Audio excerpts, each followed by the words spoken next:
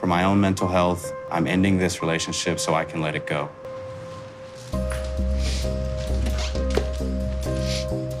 God damn, bruh. It's the moment we've all been waiting for. Finally, it's over. Is this really happening? Hell yeah, it is! Now, as Rob reads his prepared statement and Sophie storms off, there's one person lurking in the shadows who's determined to have her say, who refuses to take this lying down. You're sitting here blaming her for this breakup when it's been you this whole time. Whoa. No, I am shaking because I am sick of you. You don't even know what you're talking about. This argument feels long overdue, but given his track record of fighting with all of Sophie's friends and family, perhaps Rob could learn a thing or two from Sophie here. Sometimes it's better to just walk away. But before we get to that, let's rewind to the start. So the last we saw the pair, Rob had come to the decision that it was time to end his marriage. We left him as he was lurking outside Kay's house waiting to talk to Sophie, and him showing up like this has caught Sophie off guard. Rob showing up to Kay's, I am very surprised. I'm kind of anxious as to, what does he have to tell me? Look, surely Sophie knows what's about to happen, surely. As if that "we need to talk" text message wasn't enough. Rob showing up at Kay's house like this, which apparently he's never done before, should have given her all the warning she needed that something is even more wrong in this rotten relationship than ever before. Now, hilariously, in order to get his points across, Rob has prepared a written statement. But I'm sorry, it just comes across as really cold, really emotionless. Sophie, I think the best thing for both of us is to just be done with this. Why you say? I don't understand why you say. Why? Well, judging by her reaction, Sophie wasn't pretending. She really didn't know what was about to happen. She seems absolutely shocked. She clearly wasn't expecting this from Rob. But why? Why wasn't she expecting it? I mean, that relationship has been slowly swirling down the drain for months now. It's hardly a breakup out of the blue, is it? For what? Can I just say what I had to say and then you can respond? I personally can't do this back and forth anymore, and I don't have it in me to continue. Everyone who supports you hates me, which tells me so do you. Look, do I like Rob? No, I don't. But does he raise a good point here? Yes. Literally every single person in Sophie's life hates Rob. And while I've got no doubt that part of their dislike of him must come from actually meeting the guy, you've got to imagine that part of it must also come from Sophie's constant complaining about him. If you've ever had a friend who's always bitching about their partner to you, it's inevitable that your opinion is going to get influenced by everything you're being told. So, with that in mind, Rob is just questioning what we've all thought here. He's left questioning, does Sophie even like him? For my own mental health, I'm ending this relationship so I can let it go.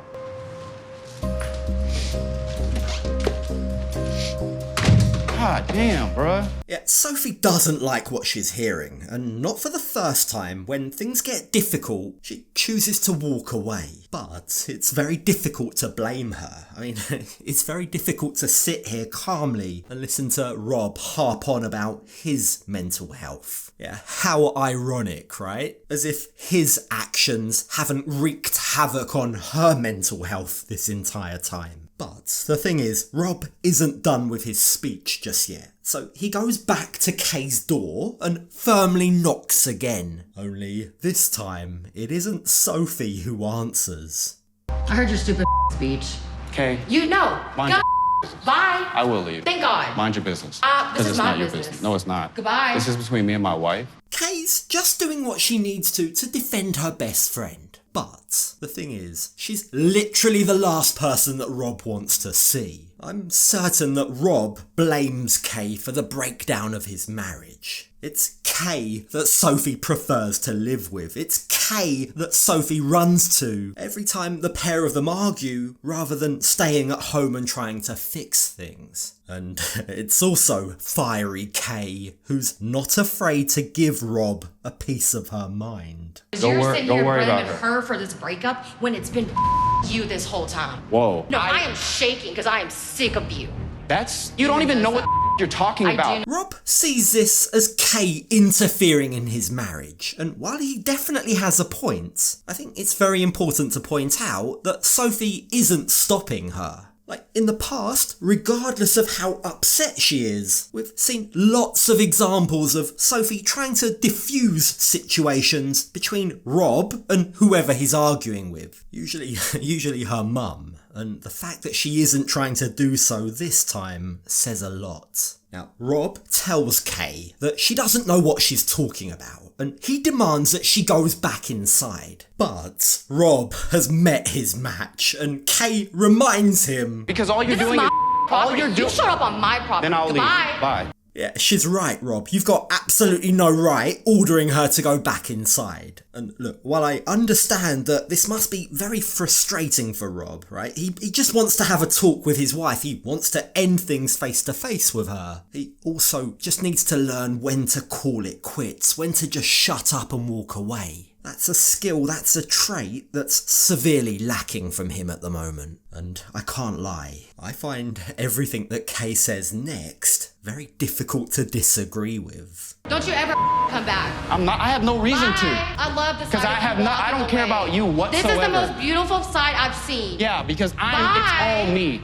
Rob walks back to his car grumbling about how everyone always blames him. It's my fault that the marriage hasn't worked out, he sarcastically says. But as always, he refuses to take accountability. He refuses to accept that it is his fault. It's him who's been manipulating, gaslighting and cheating on Sophie since they first got together. And that's precisely the reason why Kay is losing her shit at him. She can't believe the audacity of what's coming out of Rob's mouth. And he's gonna sit here and break up with her?